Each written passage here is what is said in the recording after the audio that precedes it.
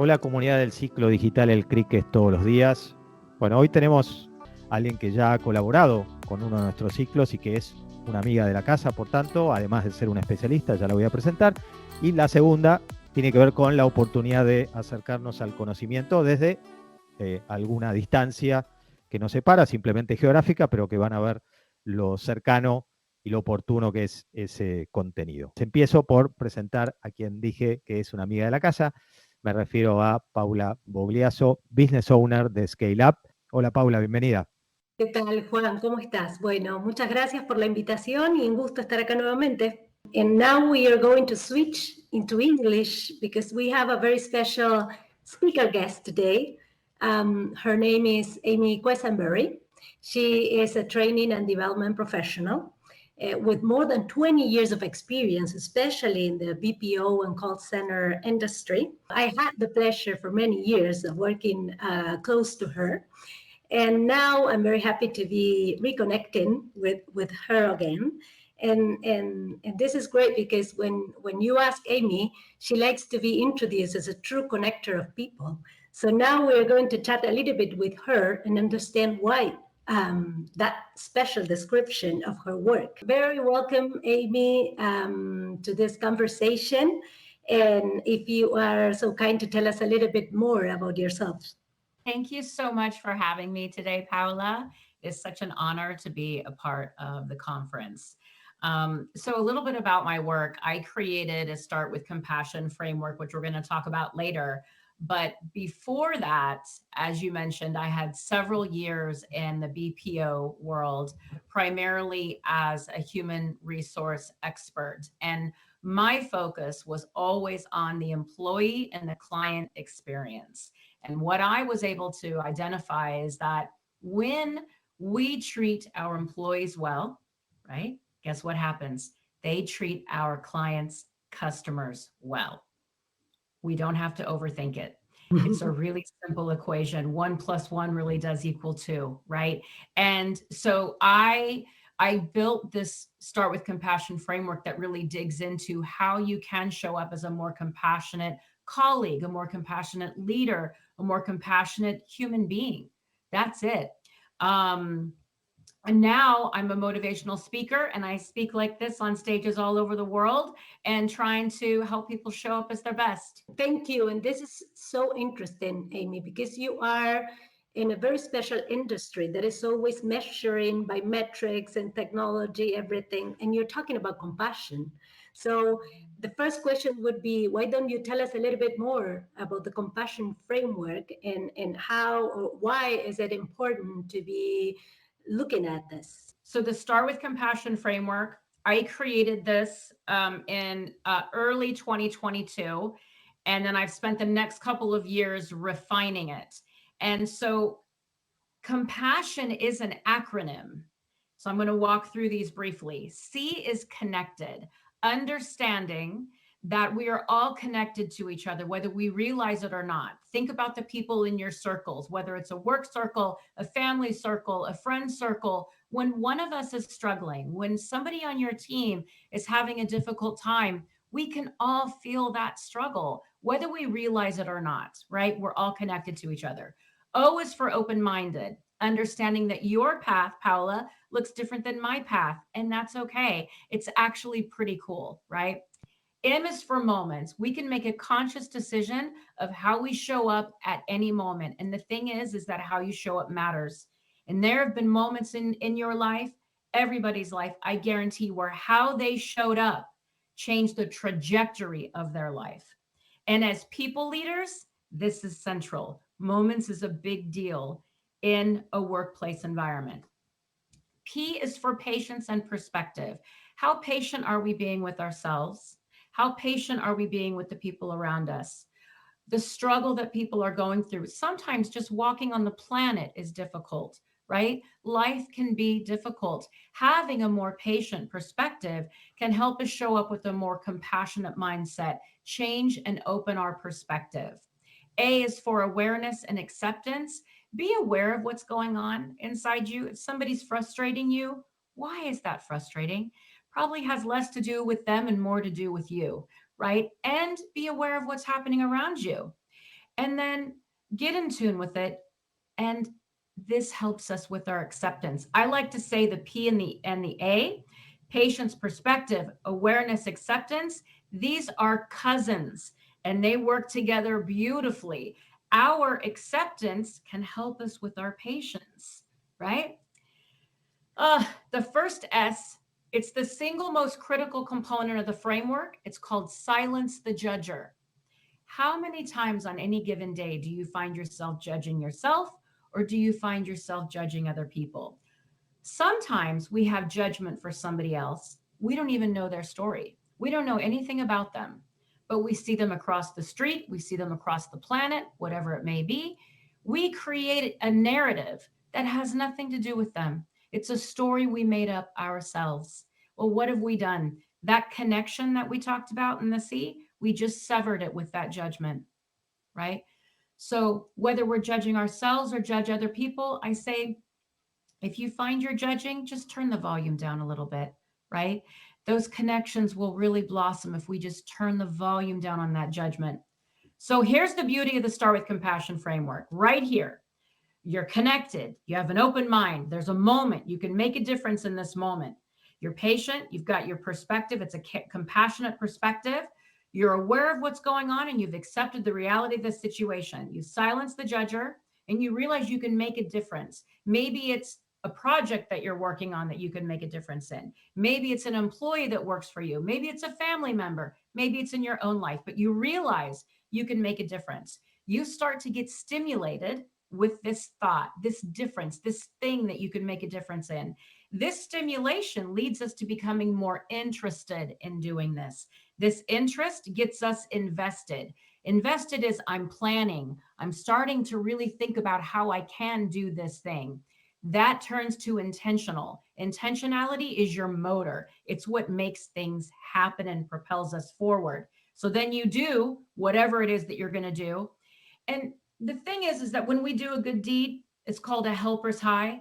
Oxytocin and dopamine, chemicals in our brain, they start firing. It boosts our mood. Well, guess what happens? When our mood gets boosted, our creativity, our collaboration, our innovation, all things that companies need start to increase. Think about the best ideas that come to you. Are you in a good mood or a bad mood? You're in a good mood, right? So that is onward and upward what happens. Okay, that's the mood boosting, takes us to the O, onward and upward. But what happens if you commit to a lifestyle of making positive decisions and doing positive change?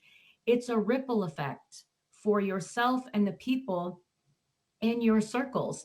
You really can transform your life and the lives around you, which takes us to new heights and horizons, because your attitude really can determine your altitudes. I was listening to you. I was kind of imagining myself being the leader of a BPO, of a call center, having a lot of teams reporting to me. And actually, if you would ask me, do you want your employees to feel like that, to feel stimulated, to find new horizons and definitely get better performance?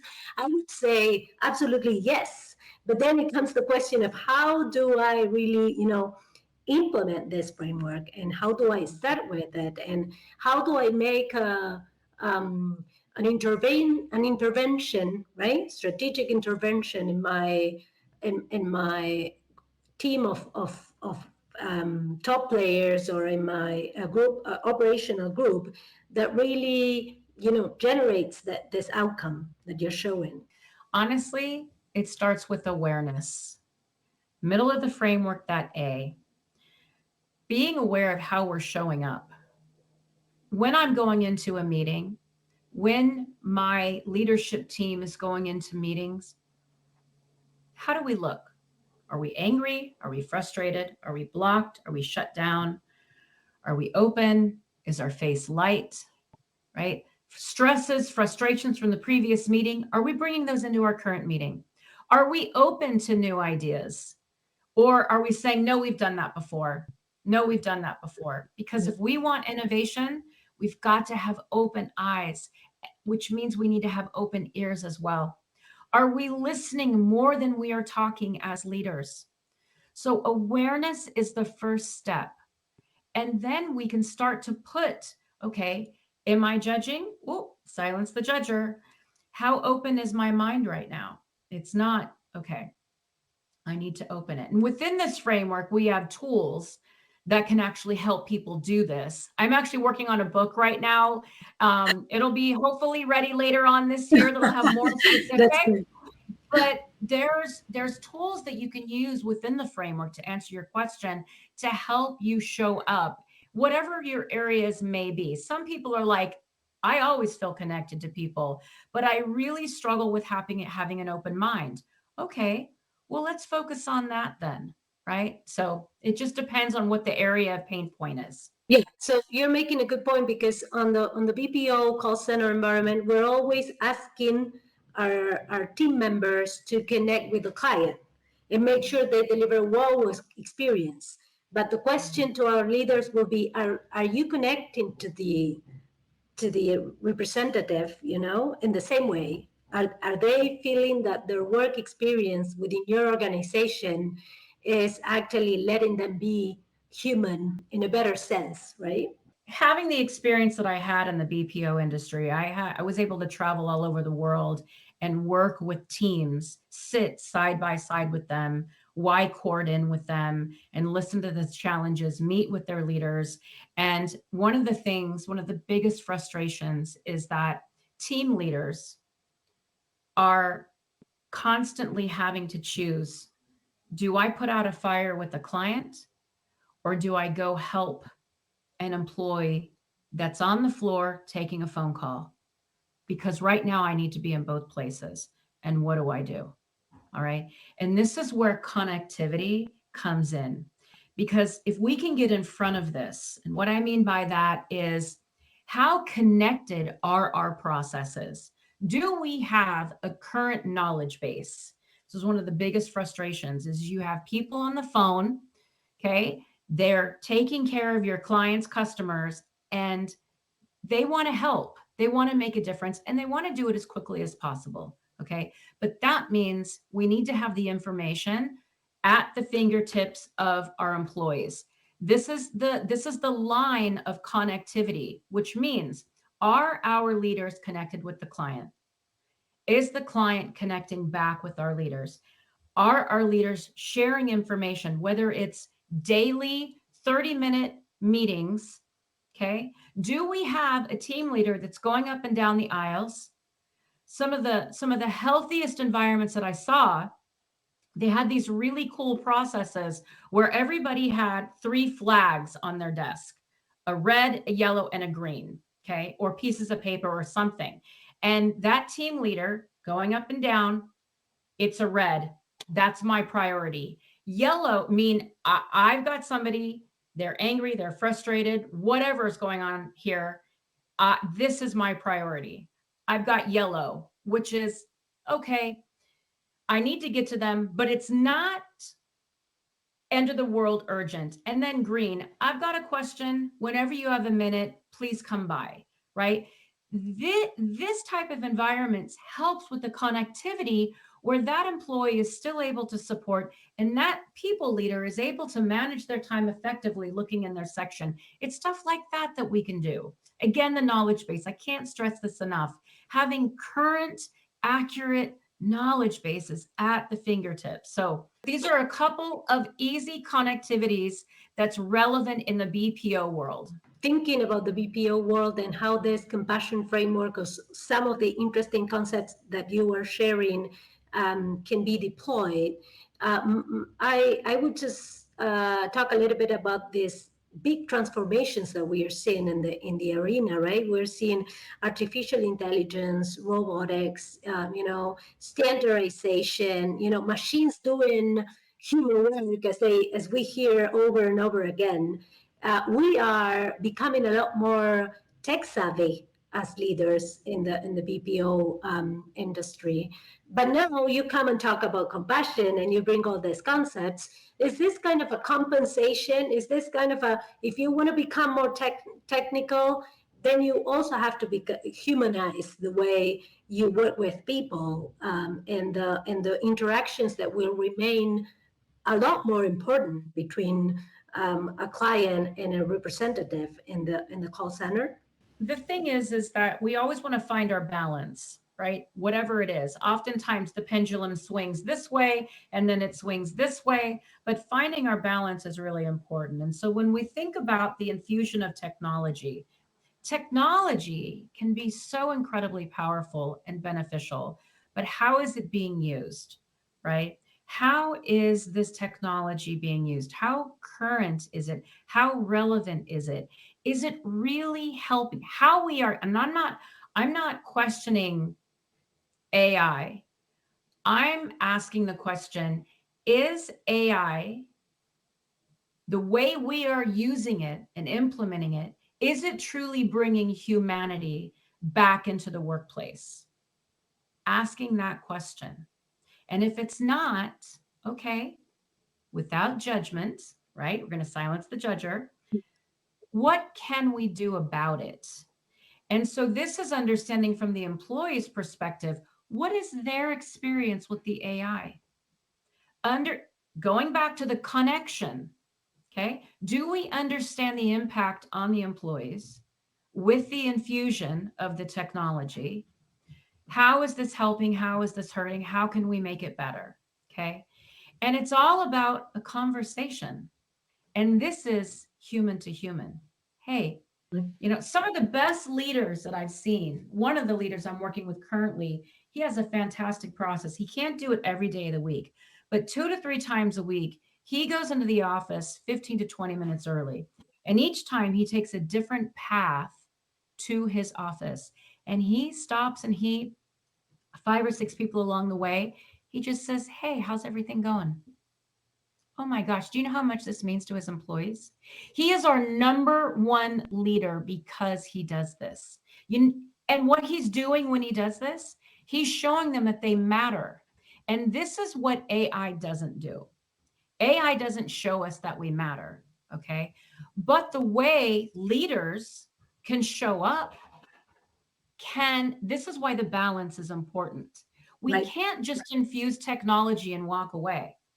We've got to use technology to optimize and simplify so that we can better use our leaders and resources across the organization. Yeah, that's very interesting and beautiful. A lot more difficult to do, though, than simply implementing technology. But it is true that after understanding and maybe knowing some different examples of different companies, that you have relations with or that you have helped, it is so important for leadership teams to kind of do this balance and understand that this type of implementing, the concepts that you have shared with us today, in their own methodology, rhythm, and phase, definitely sustains strategy that, of course, has a lot of technology behind, and that has maybe a future full of different new innovations to come. But there is a root right behind. There is something that you work and is absolutely human at the end of the day. So right. I want to thank you, Amy, for this short introduction, still sweet, of what compassion can do in our organizations. And I'm pretty sure that Juan has also enjoyed the conversation as well. Yes, of course, me and all the audience, because at this point, of course, we are a lot of people here in Latin America, amazing because of these words that motivate us. And I am sure that for Amy and for Paula, our ecosystem, our business is a people business. So everything that Amy told us today was an open mind way of how to take advantage of our people and of us as a people of this business, of course. So Amy and Paula, of course, with your smart questions, thanks for teach us today and for open our mind Thank Well, you. Juan, Pablo, and Paula, it was so wonderful to be here. Thank you again. I truly appreciate it. I'm pretty happy for having brought Amy.